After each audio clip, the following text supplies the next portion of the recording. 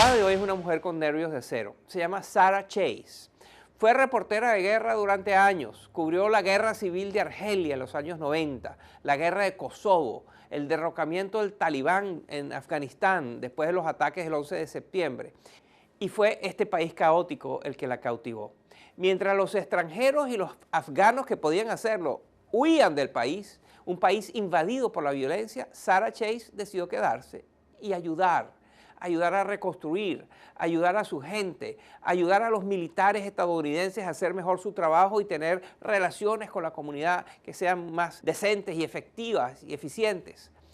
De hecho, trabajó en una organización para rehabilitar pueblos destruidos por la guerra y fundó incluso una empresa de productos de belleza usando materiales autóctonos, todo con el fin de ayudar a las mujeres de Afganistán. Y ahora, después de más de una década de lidiar duramente con policías, con políticos y con burócratas deshonestos, ha decidido escribir un libro sobre el tema, sobre este mal omnipresente, la corrupción. Sarah Chase llama a su libro Thieves of State, ladrones de Estado, y tiene unas ideas realmente innovadoras sobre un tema del que raramente se dice algo nuevo. Miren. Abre un periódico en cualquier parte del mundo, cualquier día, y encontrará un artículo sobre un escándalo de corrupción en ese país en ese momento. Parece ocurrir siempre, en todas partes, desde siempre. ¿Qué es lo que hay de nuevo en corrupción? ¿Qué es lo que nos va a decir su libro que no sabemos? Lo primero que descubrirías al leer el libro es que hay una relación entre la corrupción y las cosas que leemos permanentemente en las noticias.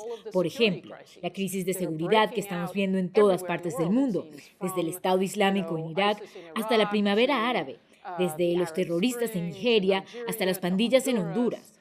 Usted vivió muchos años en Afganistán. Denos un ejemplo concreto de su experiencia allá que ilustra esta conexión entre terrorismo y corrupción. Una vez, el hermano de una persona que trabajaba conmigo recibió una golpiza porque se negó a pagar el soborno que le exigió un policía. La pregunta es, ¿cuántas veces tiene que aguantar una golpiza un afgano antes de querer defenderse? Entonces, la conexión con el extremismo es doble. Por un lado, tienes a un talibán que te pregunta, ¿quieres defenderte del policía? Toma esta metralleta, dispárale, es tu deber religioso hacerlo. Eso también le da una explicación al afgano. ¿Por qué lo está extorsionando el policía? Porque no es lo suficientemente devoto, porque trabaja para un gobierno corrupto en todos los sentidos de la palabra, moral y económicamente. Y si ese gobierno siguiera las normas religiosas, no sería así. Obviamente, esa es una manera cínica de explotar los problemas de la gente, pero los problemas son ciertos y ellos sienten que las explicaciones también lo son. Déjeme mostrarle un video que ilustra otra faceta de la corrupción. Mire. La Oficina del Asesor de Seguridad Nacional ha estado recibiendo apoyo de los Estados Unidos por los últimos 10 años. Explíquenos, ¿qué es lo que acabamos de ver? Lo que acabamos de ver es la contradicción de la política de Estados Unidos sobre este tema en Afganistán y en el resto del mundo. El gobierno de Estados Unidos, por ejemplo, lleva a juicio a empresas privadas que le pagan sobornos a oficiales gubernamentales extranjeros. ¿Cómo se explica lo que pasa en ese video? Karzai se ve bastante orgulloso. Las implicaciones son devastadoras. Lo que eso quiere decir es que los esfuerzos a medias que ha hecho Estados Unidos por combatir la corrupción se ven opacados por lo que están haciendo para incentivarla y facilitarla. La pregunta es, ¿qué tipo de aliados necesitamos? ¿Son los gobiernos inmensamente corruptos aliados confiables? Mira Afganistán.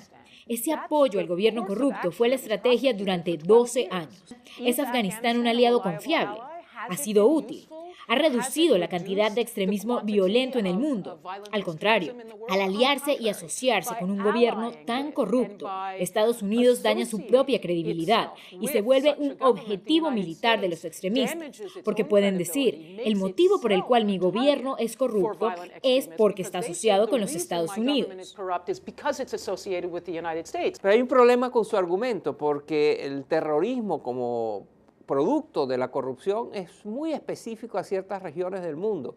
Italia es un país muy corrupto, que siempre ha sido muy corrupto, pero la corrupción en Italia no lleva a la gente a ser terroristas, ni a suicidarse, ni a asesinar a inocentes. No se encuentran italianos cometiendo actos terroristas hoy en día, pero la Iglesia Católica ha tenido muchos problemas con la corrupción durante siglos. Y a principios del siglo XVI hubo una revolución contra la corrupción de la Iglesia Católica, la Reforma Protestante. Entonces, sí ocurre. Pero no estoy diciendo que la corrupción es exclusivamente la causa de toda la inestabilidad y la violencia en el mundo, ni estoy diciendo que la corrupción siempre es la causa del extremismo religioso.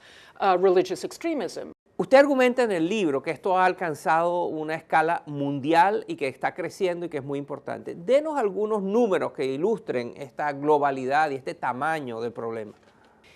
Es gigantesco, no es una tontería, son grandes cantidades de dinero.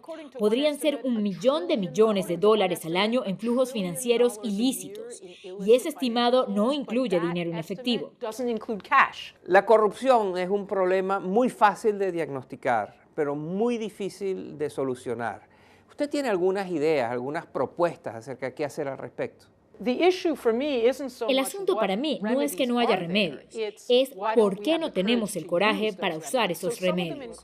Por ejemplo, el gobierno nigeriano congeló 495 millones de dólares que pertenecían al expresidente Abacha de Nigeria, pero lo hizo cuando él ya había muerto. Eso manda un mensaje muy confuso al liderazgo de hoy, porque esencialmente dice: no te preocupes, no te vamos a perseguir hasta que estés muerto. Entonces, no pienso que sea falta de remedios, es falta de coraje político para ponerlos en práctica. Y también pienso que los ciudadanos tienen un rol que jugar. Cuando nos enteramos de que nuestros bancos han estado lavando dinero o almacenando dinero proveniente de las drogas, deberíamos sacar nuestro dinero de ahí y ponerlo en otro banco. Sarah Chase, un fascinante libro sobre un tema muy antiguo, la corrupción, pero que ella lo enfoca desde un ángulo muy novedoso y nos da ideas y soluciones acerca de qué hacer al respecto.